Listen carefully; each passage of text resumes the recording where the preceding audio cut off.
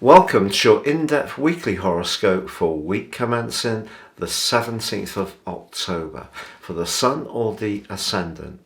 I'm going to give you a broad overview of what to expect, but please stay with me. I will then dive deep to give you in forensic detail each of the 12 zodiac signs from Aries through till Pisces. Now, as this week begins, we still have that Libra season. The Sun, Mercury and Venus all in the sign of Libra, but Venus is the ruler of Libra, so this gives it a particular resonance.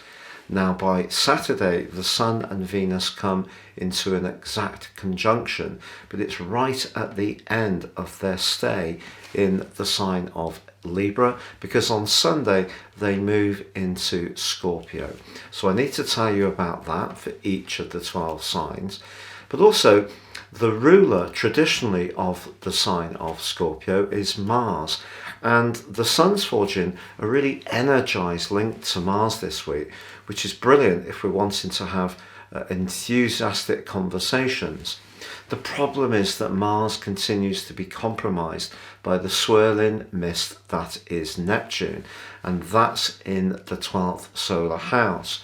So the potential for gossip or misunderstandings is still quite high. But if we can get our facts straight and we have a real sense of wanting to work in some kind of cooperative, collaborative, collegiate way, the Sun's conjunction with Venus by the end of the week can really, on the face of it, point towards improvements around relationship matters. It's just that in the very heart of this week, there is also a square between the Sun and Pluto. And this is much more complex. It's exact on Wednesday, but it is there, getting tighter to that exact point for most of this week. And of course, Pluto is very much the planet of power. So any relationship matter may require, if it has not been quite going as each party wants, an intense discussion. If it's possible to use the more diplomatic energies of Venus and the more detached vibe of Mercury, which does continue a very bubbly opposition to Jupiter, if we can continue to do that and rise above the need to be very forceful in our approach, which comes from Pluto, then solutions can be found. But if that's not possible, I think that the move of the Sun and Venus into Scorpio, along with Saturn going direct on Sunday, could signal a separation in a tie that isn't working, or it can see something settle down in a much deeper and more productive and positive and committed way. So it's a bit of a make or break week for relationships in general for many of us, but how this plays out for your particular zodiac sign is what I will explain. Now, if you would like to ascend above this zodiac broadcast, year 2023 is racing up. If you want your personal forecast for that year, if you give me 3 pieces of personal data of time, date and place of birth, I can give you your 2023 personal forecast, but the rest of this year free. Plus in my special package, your roadmap, your character analysis, which can help to guide your moves for the rest of your life.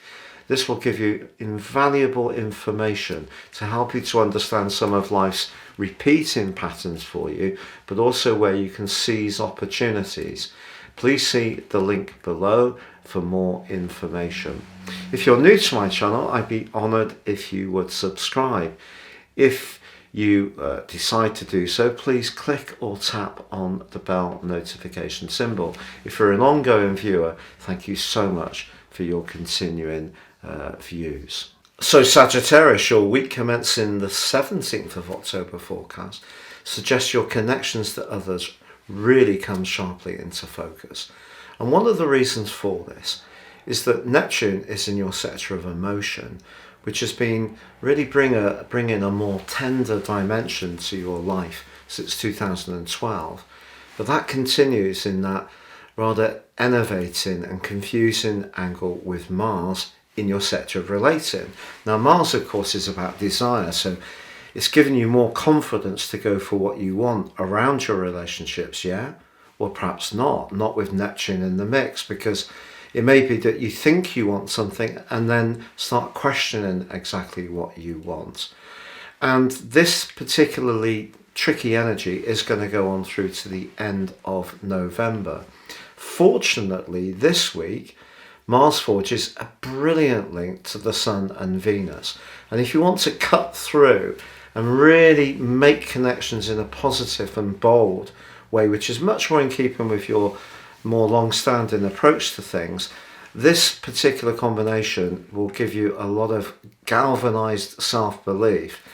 And so if you're wanting to connect with a group of people or networking, or you're making some plans, perhaps even for the Christmas situation, you're likely to be leading the way as long as you're clear about what you want. So if you can overcome that rather baffling energy that Neptune can influence us all at times, there's an awful lot of traction that you can gain. Conversely, Pluto, the planet of power, is in your second house of everyday money. And there could be another association that calls out to you, but the reason for getting together with that particular set of people or planning a longer term strategy around your finances, just be aware that you're not going against your own personal values in order to respond to what is, for us, many of us, a really challenging time. So you've got some real options this week, and you can take some dramatic action, but it's making sure it's for the right reasons and you're really clear about what your motivations are. Now, as this week draws to a close, Saturn, which has been causing a lot of stress for you over the last couple of years, that does end its retrograde. The stress is going to start to ease at the end of November. I can almost guarantee that. But as this week does end, so the Sun and Venus move into Scorpio. Now, Venus in Scorpio is not its best location. It's in detriment, technically, in traditional astrology. But for you, I think, despite the opportunity to do something really thrusting and bold and dynamic this week, just as the week draws to a close, you may want to withdraw a little bit and just really think carefully, particularly around a relationship matter.